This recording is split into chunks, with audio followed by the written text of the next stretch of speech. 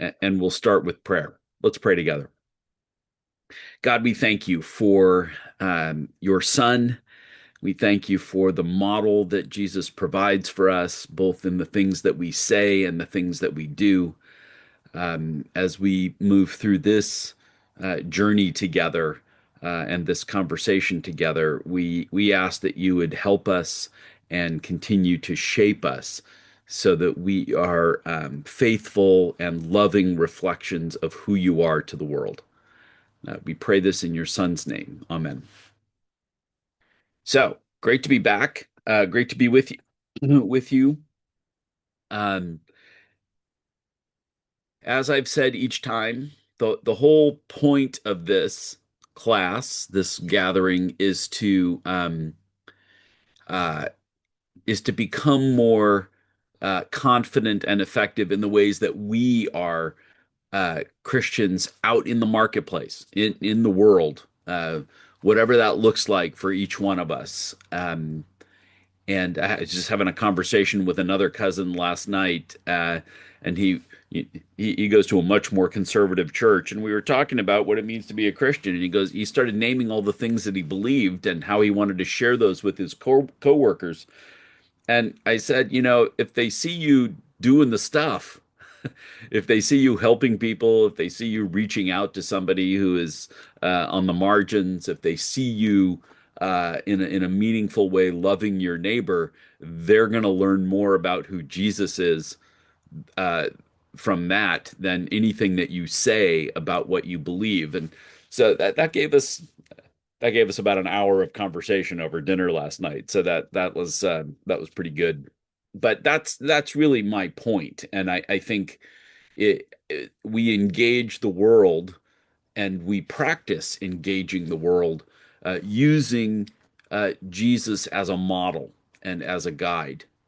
And so that's what this is all about. It started with the Scopes trial months ago that we talked about, and the ways that the public engagement of Christians with society was caricatured in the press. And I feel like Christians left, right, and center have been trying to make up for that and repair that damage for the last century. Um, but so we've talked about some interesting people, and we have been talking about people kind of all over the theological map. We started with some post-war evangelicals, Carl Henry and Henrietta Mears. We've talked about Jim Wallace, who I think hopefully that was interesting. Um, gosh, I can't remember who else we've done, but um, yeah, that's tells you a little bit about my brain at this point in the day. But we're going to continue. We're continuing with another person who was actually a colleague um, of, or at least a fellow traveler with Jim Wallace. But I want to give a little bit of historical context to what we're going to talk about tonight. And this is the area that was my dissertation area. It's kind of post World War II American Christianity. And so in those in the decades after the war, and I'm a post-war baby. I was born in '63. I was born 18 years after World War II ended. So my life started in this era that we're talking about. Post World War II America had generated a massive amount of wealth and productivity in the states. Among the major nations that fought in World War II, only the United States escaped without any damage from bombing or ground combat or occupation. Virtually every other country, and I'll give some examples here in just a moment, but just about every other country was was in ruins after the war. France and Holland both were crippled by a brutal German occupation, as was Poland and other countries. In England, probably the other country besides Italy that I know best, England's industries, its industrial capabilities, and its capacity to grow and import food, those were largely in ruins because of the Blitz, the ongoing German bombing of both population centers and also manufacturing in Britain. I don't know if you guys know this, but deep into the 50s, Britain was still rationing food, and there were times where they were close as an industrialized, developed country gets to famine. Britain had a rough go of it in the 10 years after World War II. Italy torn apart not by constant fighting and political chaos. Italy had 45 governments in the 40 years after World War II. They just could not have, they could not maintain a stable political uh, culture in that country. And I don't know if you guys, if this is part of your consciousness, but while America and the Allies were preparing to invade France, there was an ongoing war from 1943 on in Italy. It starts in Sicily, moves up to Salerno. There's a disastrous battle at Anzio, but the Germans just kept moving their line north, and there's actually more American casualties in Italy than in France during World War II. Those of you who remember Bob Dole was a soldier in the U.S. Army in Italy, and that's where he sustained his shoulder wound that he had one hand that was one arm that was not really usable. Um, the Soviet Union, who emerges, they are our ally in World War II against Germany, but they become almost instantly our opponent in the Cold War. The Soviet Union lost 22 million people in World War II. 22 million people, 22 million Soviets alone. And that breaks out basically to about 7 million soldiers, and 15 million civilians died during World War II. Uh, just as a comparison, and I say this cautiously because in my own family, we lost a soldier in the American Army in World War II, and it devastated my grandparents. But the U.S. lost about 320,000, mostly men, uh, in World War II, and the Russians, the Soviets, lost 7 million soldiers and 15 million civilians. Just to give you an idea of um, of the scale of losses during that time. Um, After the Germans invaded the Soviet Union in 1940, some of the largest ground battles in human history were fought. Battles where um, literally millions of men opposed each other for um, uh, in battles that were largely forgotten on our side of the retelling of World War II. Uh, the the largest tank battle in world history happened in a place called Kursk, and we rarely even talk about that battle. But it's bigger than almost everything that the U.S. did in World War II combined. So I say all that not because I'm a World War II geek, which I am, but because in the years after the war, the United States of America benefited from its industrial capacity, which was untouched. It went from making thousands of planes and tanks a year to making cars and refrigerators and stoves and washers and dryers and all those sorts of things.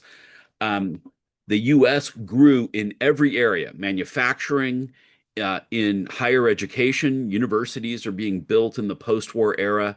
And the 10 million Americans who were in uniform during World War II, many of them came back and went to college on the GI Bill. Uh, Whether you know it or not, if you went to college in the post-war era, probably some of your professors were GI Bill. Almost all of my older professors in college had studied on the GI Bill. And but even farming, massive growth in our farming capacity because we fed not only our own soldiers but our allies during and after the war. By the 1950s, America was the supplier of basically everything. Some of everything that the world used, at least in countries that were friendly with us, came from here. Uh, in the 1950s and 60s, things that had been luxuries before the war, cars, appliances, even single family homes, all of these had become the normal expectation of American families. And I have to say this caveat, as long as they were white. The post war era was a massive period of growth of the white middle class in America. White Americans who grew up in the 50s and 60s came to believe that their standard of living was normal. Buying a new car every other year, or always with a washer and dryer. The things that became just sort of normal expectations for middle class white families in the U.S. They came to believe that that was normal, and maybe that it was how every other Western citizen lived or how they should live. That becomes a point of contention between the U.S. and our most significant ally in the Second World War, Great Britain, because they were starving. Uh, their car manufacturing was completely destroyed during the war. Uh, that we were on an equal footing diplomatically, but economically, Britain was devastated, and the U.S. was not, and getting rich because of it. None of that's bad about the U.S. It's an accident of geography that we were out. We had oceans that separated us from where the war was happening. But it sets the scene for the culture that our person that we're going to talk about tonight is talking about. The things that we talk about now, like commercialism, materialism, um, sort of the keeping up with the Joneses. Your neighbor gets a new car, all of a sudden you start thinking, well, maybe I should get a new car.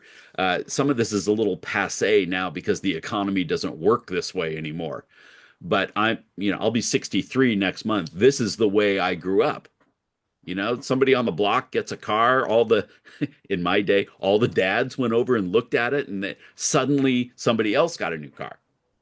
Uh, and that's just kind of how American culture in the white middle class functioned in the years after World War II.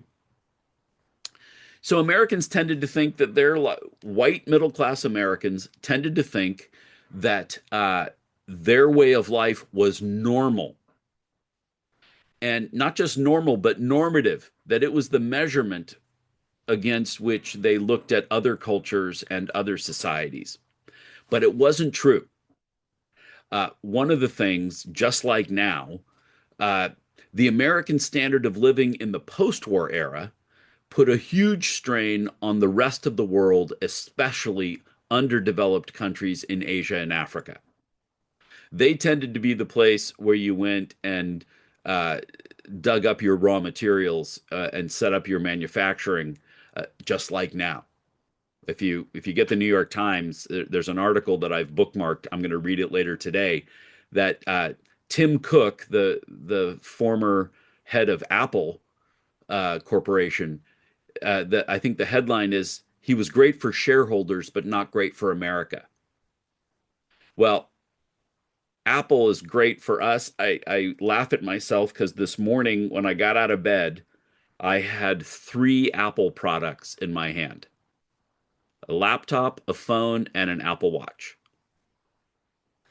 Um, but a lot of the materials are being taken from other countries, and a lot of the labor happens in places that don't have labor protections the way we do in the US. And so our standard of living in the post-war era up to today puts a huge strain on the rest of the world because the rest of the world doesn't live like we do. When I moved to Britain, the apartment, the flat they gave us by British standards was luxurious. We probably downsized moving to Britain by about 800 square feet. And so and the washer and dryer and refrigerator were tiny. It's just the way it happens over there. So um and at home, I think one of the things we have to be honest about is the standard of living for white Americans was drastically different than it was for Black Americans and Hispanic Americans. And of course, you can't leave out the Japanese population that was here before the war, which had been interned during the war and came back maybe to their property and maybe not. So there's a huge part of American society that isn't living the way the Americans tended to see themselves as a middle class country. Um, this is and for blacks, especially after the war. Even, Jackie Robinson Day was April 15th. That's the day that he played his first game for the Dodgers, first black man to play in Major League Baseball. Uh, he had been an athlete in Pasadena, near where I grew up, and at UCLA, where I went, and then joined the army during the war. It was actually court-martialed for insubordination because of the racist attitudes even in the army. But when he came back, he was a great athlete, no place for him to play. So he played in what were then called the Negro Leagues before the Dodgers took a chance and brought him onto the team. But in the years after World War II, you had Jim Crow laws still being enforced, segregation of schools, separate drinking fountains, separate bathrooms, all the things that you've seen in pictures. Restrictions on property sales, which is something that I'm researching right now, and really devastating urban poverty, which impacted people of color uh, more than white Americans. Rural poverty in the post-war era and before the war affected more white Americans than people of color. But urban poverty, these concentrations of poor areas, tended to impact people of color more. And so you have this country that is coming into its own as a wealthy, powerful. It's got this huge army. It's got all these weapons left over from the war, and it's developing new ones all the time. It's economically powerful in the world. It basically the dollar is the currency that the world used in the post-war era to measure its own and to hedge its own. And so um, this is the America that I grew up in. Many of you have lived in. And in 1977, an evangelical writer wrote this, and I'm not going to put it up. I'm going to put it up in a couple of minutes, but I'm just going to read it to you now. He said this: advertisers regularly con us into believing that we genuinely need one luxury after another. We're convinced that we must keep up with or even go one better than our neighbors. So we buy another dress, a sports jacket, or a sports car, and thereby force up the standard of living. The ever more affluent standard of living is the god of 20th century North America, and the ad man is its prophet. That's that's a pretty great paragraph. First off, that's uh, if you don't know who that is, if this is not a familiar name, that's Ron Sider. And a lot of he came to prominence in 1977 by writing a book called Rich Christians in an Age of Hunger. And because among the white middle class that was enjoying all this affluence, uh, most of them would have self-identified as Christian. whether evangelical or middle of the road or liberal, they would have identified themselves as Christian Americans. And so they're deeply involved and complicit in what Sider is criticizing in his book, because living that way has an impact on other people in your own community, and other people around the world. You've heard me say from the pulpit over the last 6 years, I try and say it 2 or 3 times a year. If our affluence, if our comfort depends on an underclass, then our comfort is the problem. I want to say that again.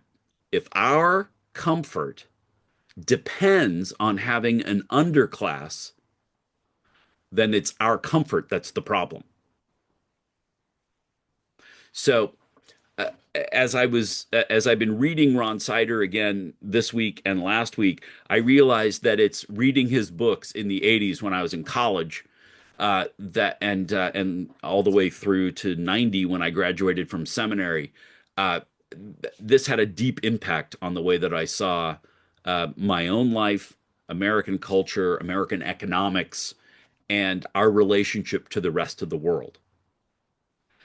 When I lived in Britain, my American, primarily my conservative American friends would say, "Why does everybody around the world care so much what we do with our economy?" It was a complete blindness to the fact that uh, all of the rest of the world's economies depend in large part on what the US does. That's how big our economy has been and is. We're seeing the chaos of that now, between a year of destructive tariffs that changed the way world trade happened, and now this war that has cut off the supply of oil. We're seeing that our actions have an impact not just on us and the people we're fighting, but on every other country as well. And so Ron Sider, as a deeply committed Christian, he's in the Anabaptist tradition, which is a part of the Reformation that in the last few centuries has become a pacifist tradition. So Mennonites, the Amish, um, the Quakers, these are all in the Anabaptist tradition. And Anabaptist just means rebaptizers. In the Reformation, the Catholic Church and most of the Protestant churches that came out of the Reformation still practiced infant baptism. Some Christians, some Protestants, believed that that was false because it doesn't appear in the Bible, that it didn't count, because the baby, the infant, is not able to make a profession of faith for themselves. And so the Anabaptists rebaptized people, which is how they got the name. Anabaptist just means baptized again. Oddly enough, during the Reformation, in those horrible years after the Reformation, when not only were Catholics fighting Protestants, but Protestants were fighting against Protestants, the punishment for rebaptizing was drowning. So far too many people in what has come to be known the peace tradition, they are the pacifist wing of the Protestant church, were drowned for the way that they practiced their faith. Ron Sider is in the Anabaptist tradition. He's in I'm not going to refer to it, that's more of a technical term. He's in the peace tradition. And what he added in his books to the peace tradition was also an economic justice component. And so part of what he identified was the problem of American affluence and the way that it was unevenly distributed in the US and the way that it impacted the rest of the world. And so Ron Sider becomes someone who promotes simple living. Like, when you get a promotion or a raise, you don't have to upgrade. If you were doing okay, you don't have to buy a bigger house every time you get a raise or another car, or You do not have to live at the limit of your means. That may be a direct quote from one of his books. And and there's a wisdom to that because if we're comfortable and we get a raise, nothing wrong with raises. I got a raise when I came up here. Uh, the, if we're comfortable though, increase in earning is actually an opportunity for giving, not just accumulating more. These are principles that Ron Sider was the I mean, a lot of people around him were saying similar things, but Ron Sider is the one that is known for bringing these into the conversation in both evangelical and mainline churches. Lots of people read Rich Christians in an Age of Hunger. It has a revised edition just in the last couple of years. It is worth a look. It's worth reading. Um, and so Ron Sider himself was grew up like a lot of these of the folks that we've talked about.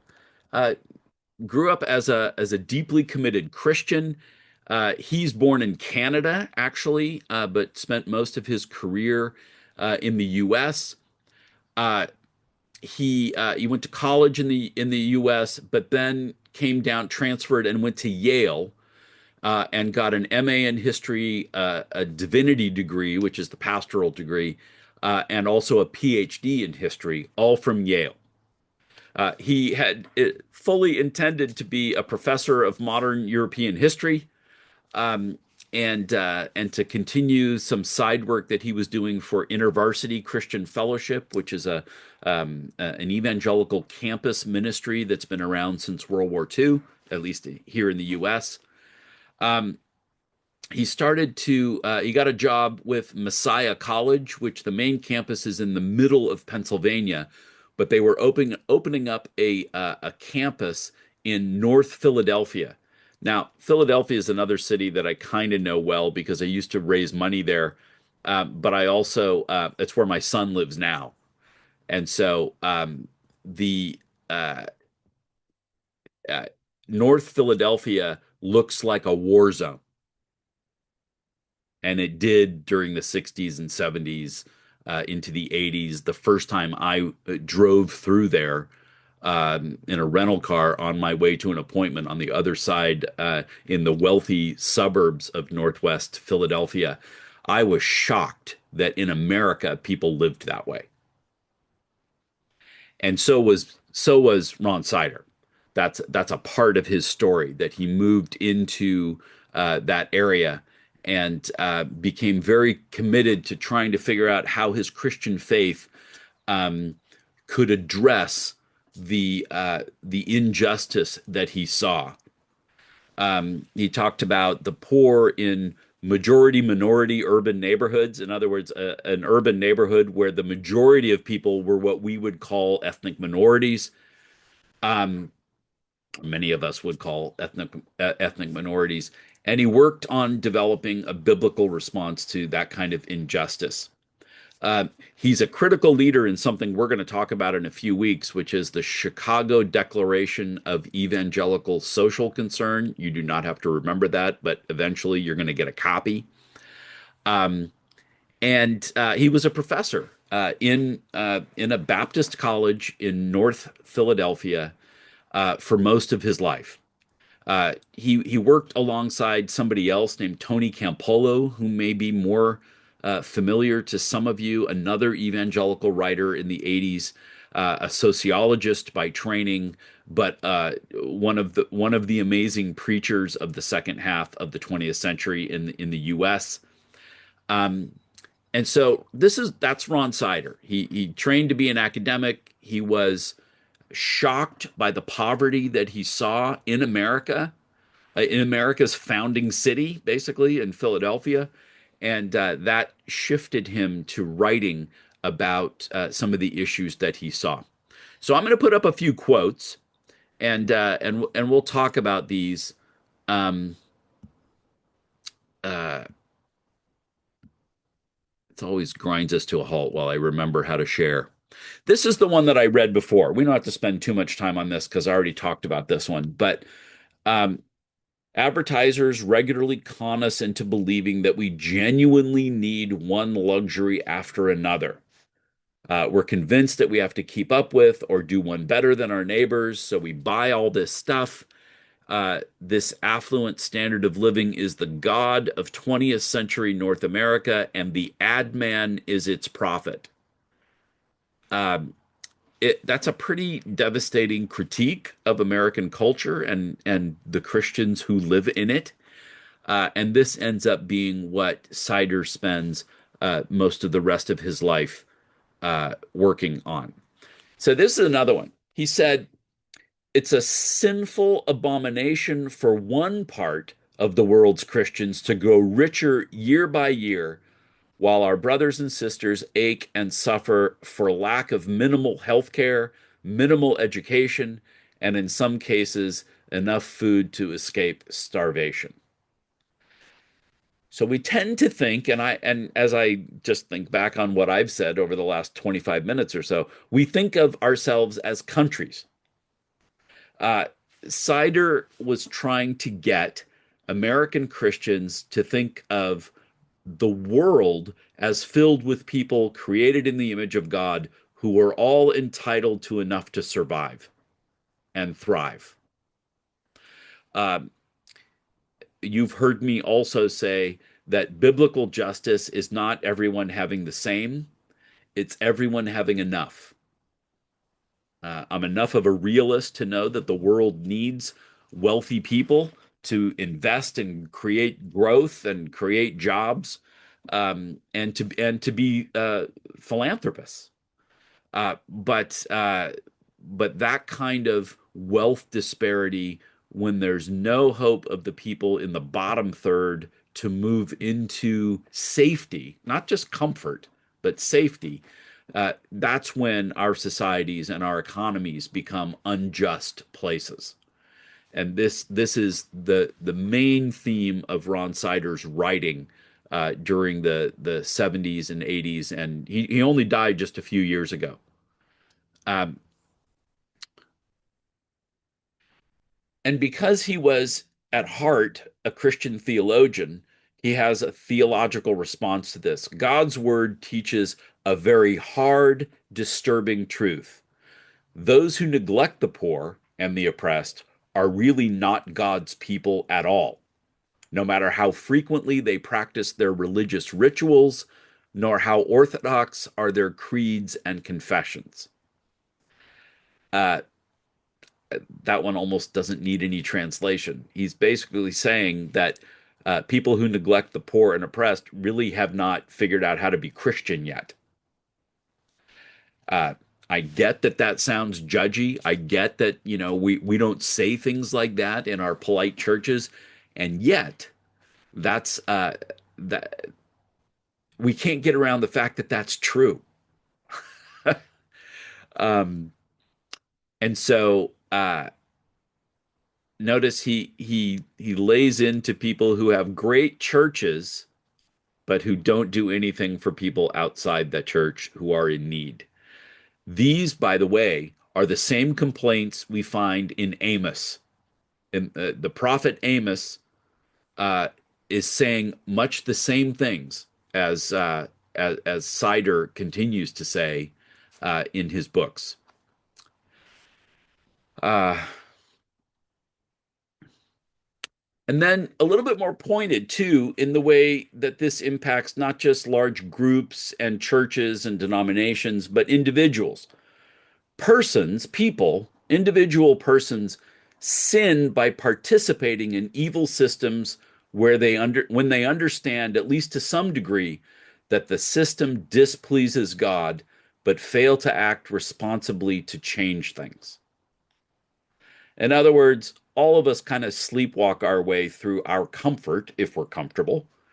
Um, and we don't always pay attention to the folks that are less fortunate.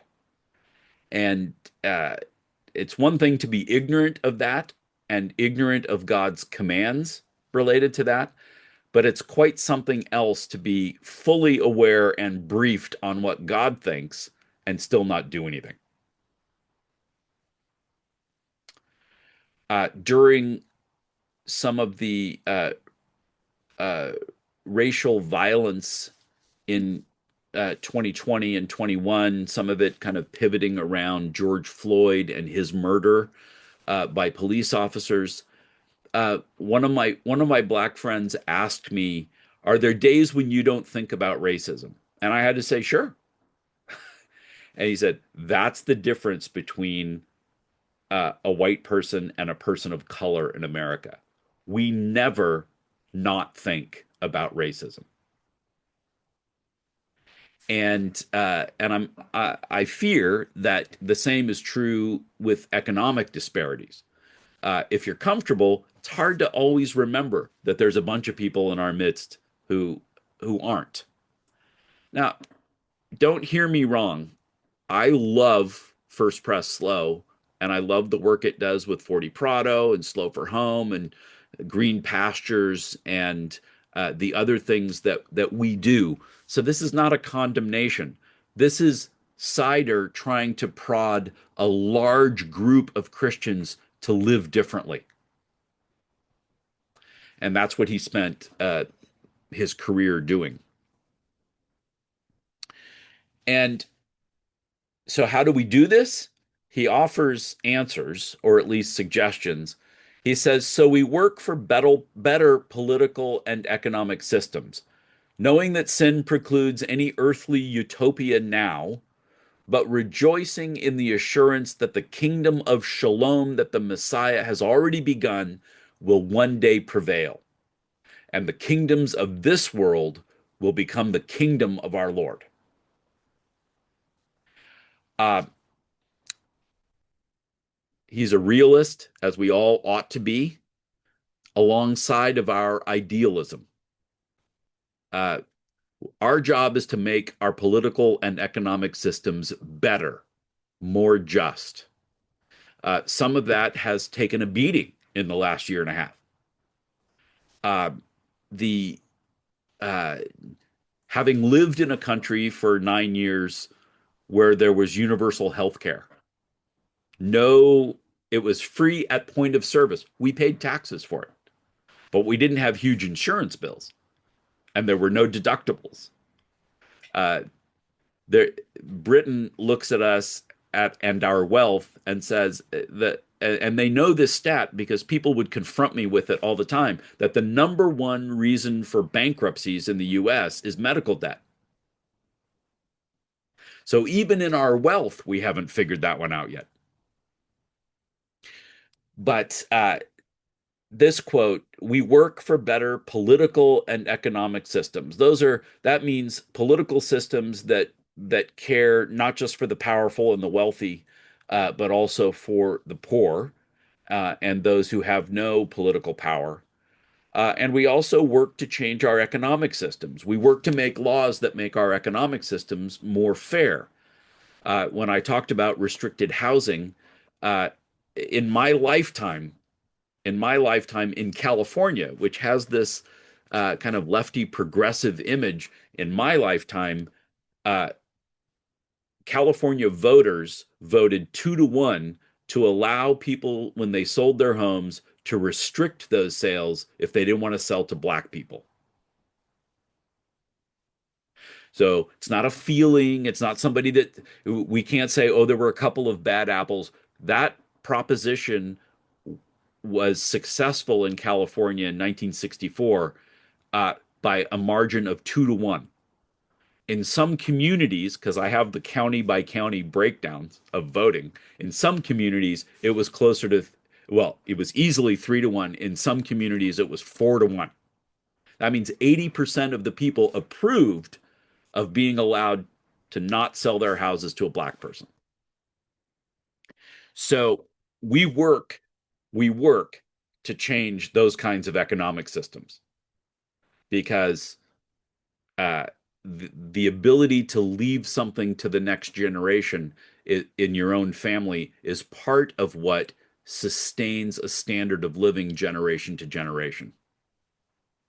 And people of color have been kept out of that part of our economy forever.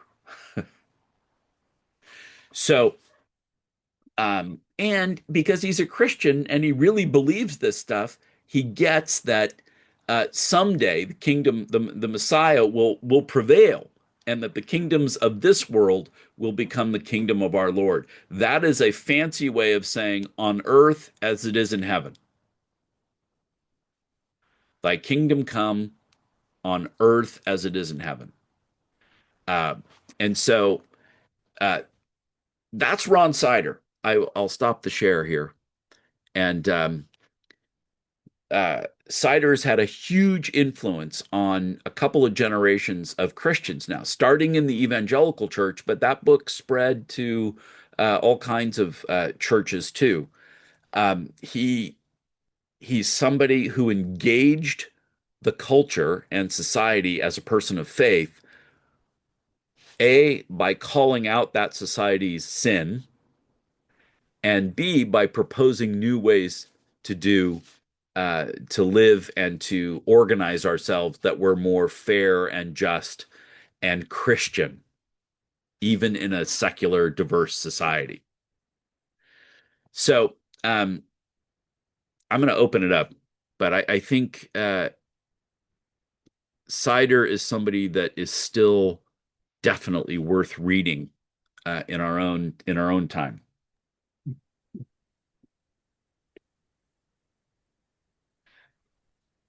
Just as we unmute and go to questions, I just want to say, as we look at the people that we've talked about, Billy Graham, Henrietta Mears, Carl Henry, Jim Wallis, and now Ron Sider, all of them have taken their faith and engaged the world around them passionately because of what they believe. Sometimes it's to draw people into the Christian faith. That's Billy Graham, that's Henrietta Mears. Carl Henry straddles both of those lines. He was an evangelist on the one hand, but I don't know if you remember when we talked about them. He wrote this book about the uneasy conscience of American fundamentalism, and he's basically saying what Ron Sider said 30 years later, just in a different time. Uh, and Jim Wallis and Ron Sider on the evangelical left, on the progressive side of evangelicalism, they're doing the same thing. They're engaging society because of the model of Jesus. So I meant to say that while I was doing all the talking. Now you guys ask questions.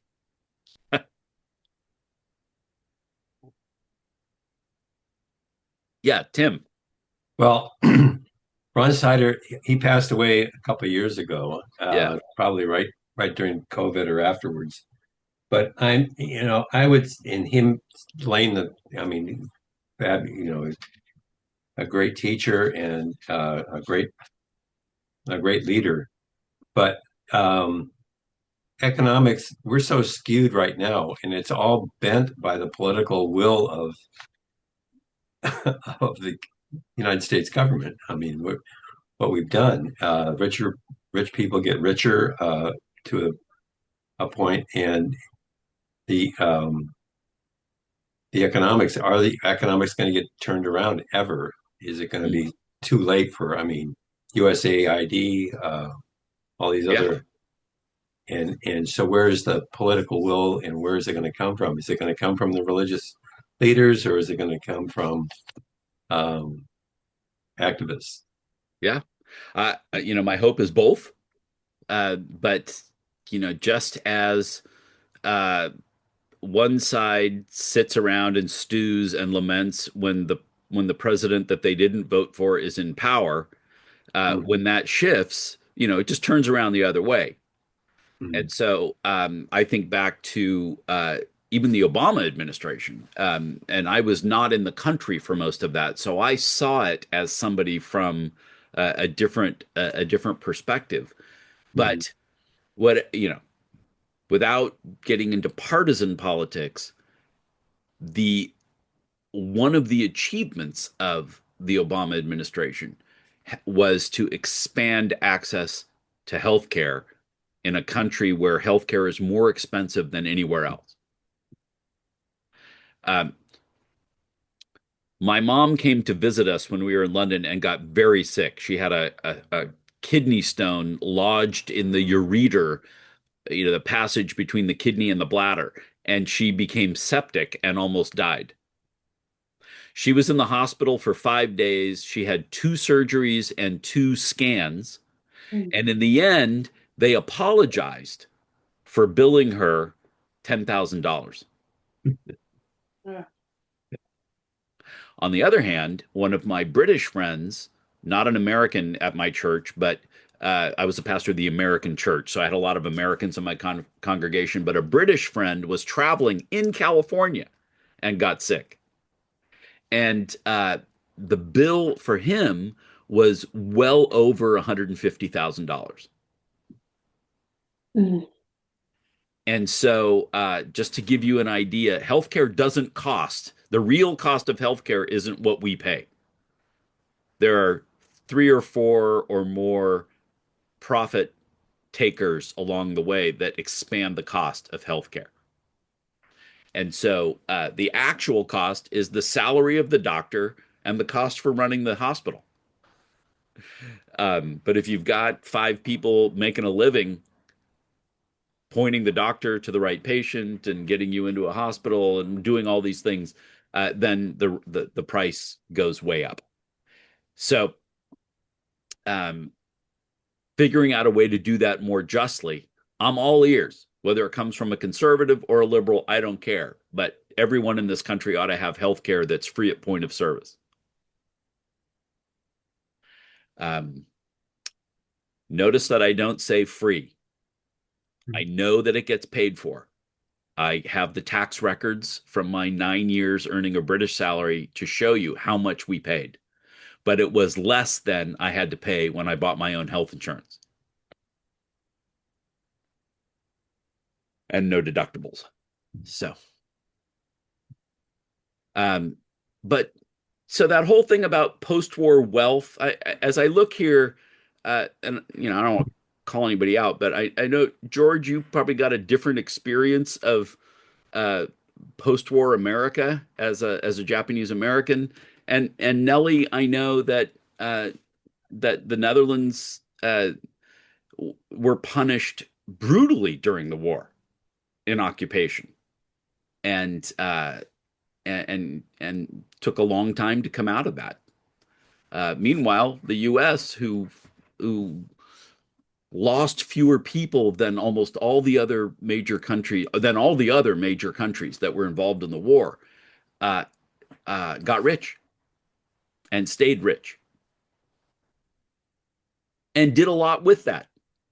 Listen, the historian in me wants to say the Marshall Plan was hugely expensive, but it rebuilt Western Europe and other parts of the world, um, in order to try and prevent another war like the one we had just fought.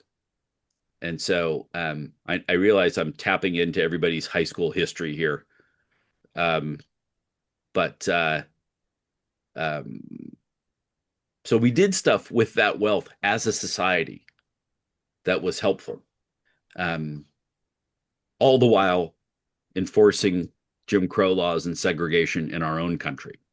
Yeah. Uh, I grew up in a sundown. I grew up in a town with sundown laws, and it's only been in the last 10 years or so that the city council of Burbank and also of Glendale have issued public apologies for the ways that they treated primarily Black people within the city limits. And so, for those of you who don't know sundown laws, that's don't let the sun go down on your Black behind or you'll get arrested. Sundown laws are no people of color are allowed in public after sundown. Mm. And Glendale was slightly worse than Burbank, from where I'm from. But both of them. Let's put it this way: I was a sophomore in high school in 1978 or nine, and that's the year that the first Black student graduated from Burbank High. So he was 2 years older than me. So, Bert, did you have a question, or did you just emerge for a moment? Yes. I just wondered if you know the history of the bombardment that happened right in this county from a Japanese submarine. I do know that. Um, yes, I'm sure those of you who grew up around here know this story that a submarine fired a couple of shells at, I think, at an oil plant along the central coast, and they didn't know what it was. They thought it was just something wrong with the plant until they saw the outline of the submarine out on the ocean. That caused a panic in California. Uh, there were sightings off the Los Angeles harbor also, but that's pretty minimal. No damage, no real injuries. Well, the oiler Montebello was sunk off the coast. Oh, So, is that right? Yeah, okay. Yeah. yeah. Yeah, the shelling occurred at Elwood down at by Goleta, and it was Right. Oh, is that right? Yeah. yeah, That's Yeah. right. yeah. But Um, I wasn't around then. No. yeah. It's just even and not to minimize those, but just the comic smallness of those attacks Hmm. compared to a single day of the Blitz in London uh, is it tells you just how how much easier it was to navigate that war here than it was for people in Europe or Asia. Uh, the whole time that the rest of what we think of as World War II, the whole time we're fighting that, Japan is occupying China brutally and killing millions of people. So it's just that 85 million people could die in 5 or 6 years because of a war is just astounding to me. Because I know the impact of the one death in our family. Um, so, well, what else? Anybody? Do you guys are you familiar with Ron Sider? Is that somebody that you've read before, or if I think not, look him up. There are articles online. I hmm, think you would, if you want to read Rich Christians in an Age of Hunger, I would look at the most recent edition of that. He will freely say that when he wrote it, he was a historian and not an economist, and he took a lot of heat for some things that were not necessarily realistic or even practicable in the first book. But I think a lot of that got corrected toward the end, and it's still, radical proposals. But it's if uh, he has proposals for how to live within our means in this society so that other people can survive. Mhm. That's that's the balance that he's looking for. Is he doesn't want to make America poor. He wants to make America just, and Right. just in a way not only for our own citizens but for our impact on the rest of the world. These deals that you see the current president making in countries about going in and taking their rare earth minerals, you'll hear rare earth minerals in a lot coming out of the president's mouth. And Mhm. but the problem is that's going into a developing country that could generate its own wealth from those minerals Mhm. and taking them here so that we can have cell phones. Um, and I say that, like I said, looking at multiple Apple products, right? Just from where I'm sitting right now. Um, yeah, please, Linda. Well, I've just been struck with the idea that it takes a lot of education and exposure to the world for people to be able to get out. You were describing the 50s and 60s, where what we thought of as just standard, normal ways of living Hmm. were actually very luxurious by the world's standards. Oh yeah, Of course, we had two cars in the garage. Everybody had two cars in the garage, and of course, we had a washer and dryer and yeah. etc. But a lot of things have to happen before people become aware that that's not the real world. and that that's privilege, and that others are being held down by the manufacturer and the sustaining of that lifestyle Mm. for essentially a few. Hmm. Um, and so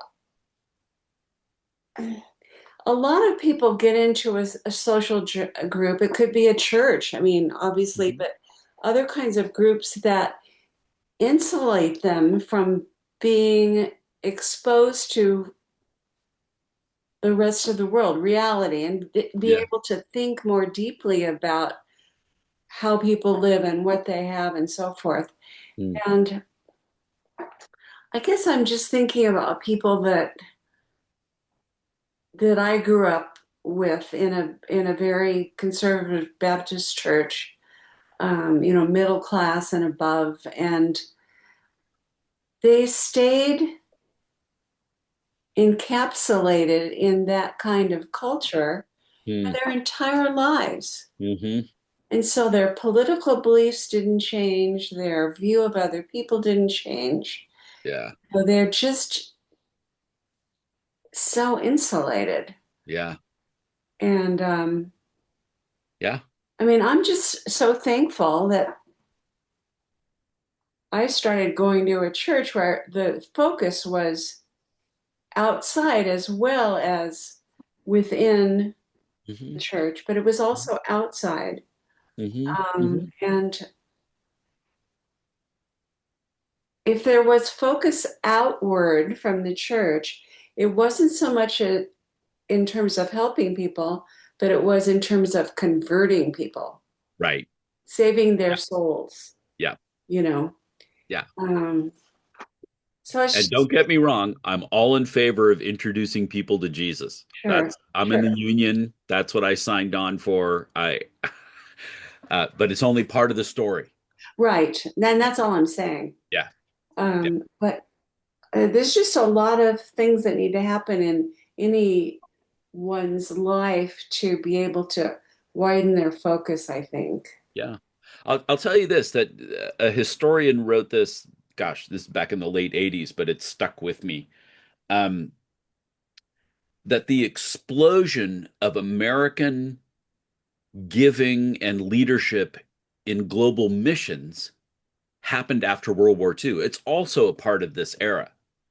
But here's who led it: GIs who came back, went to college, started their families, became elders in their churches, and then said, I've seen this place that I'd never even heard of before, and they don't have anything. And we should send stuff there. Yeah. They don't know who Jesus is. They don't have electricity. They don't have clean water. And for 40 or 50 years after World War II, the leaders of the American mission movement were oftentimes, even the leaders behind the scenes, were ex-GIs and their Interesting. families. Yeah, Mhm. that has a huge. Most Americans had not traveled beyond 75 miles of their home before World War II. And then you've got 10 million. Now, some of those would have been stateside, but you've got millions of Americans going to places that, if they had an atlas at home, maybe they saw them on a map, Yeah. but places they'd never heard of.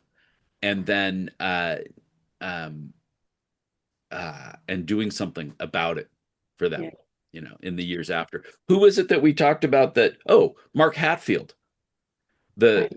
We talked about him a few weeks ago. Mark Hatfield grew up in Oregon, hadn't really gone anywhere but Oregon until he went into the Navy.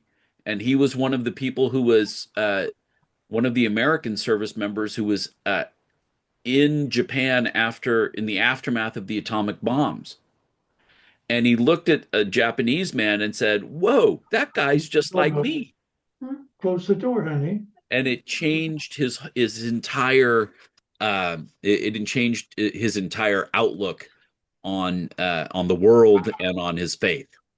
And so you're right. The more it's like, what is those old NBC infomercials? The more you know, right? Right. Um, John, one of the things that you brought up just a moment ago about returning servicemen recognizing the rest of the world and what dire straits some of them were in. mm, Um, that happened at a time when we had the draft, and millions of men were uh, signed up for the draft. Whether or not they got called was another matter. But the point is, those that were came back. Now we don't have a draft. We have a professional army, and we have become more insular. We Sure. don't travel in the same ways that uh, people of less means Yeah. than we in this picture have. And so it just gets worse. Yeah. Yeah. I mean, that's a double-edged sword, right? You wouldn't want the situation that led to the mass draft No, in the 40s or in Vietnam. But no, the people who got drafted in the 60s and 70s to fight in Vietnam, they didn't really go anywhere either. They may have stopped off at Japan yeah, uh, because that's where the American the massive bases oftentimes were and the ports. But they fought in a country. It's not like they got connected to the country. Um, there's a powerful movie if you guys are into these movies called ah it's the true story from which the movie The Bridge Over the River Kwai Hmm. was developed with that. So The Bridge Over the River Kwai is fiction, but there we are. there you go. Okay. Sorry, my Spectrum internet is dodgy, as my English friends. Anybody around? Anybody still there? I'm just going to say goodnight.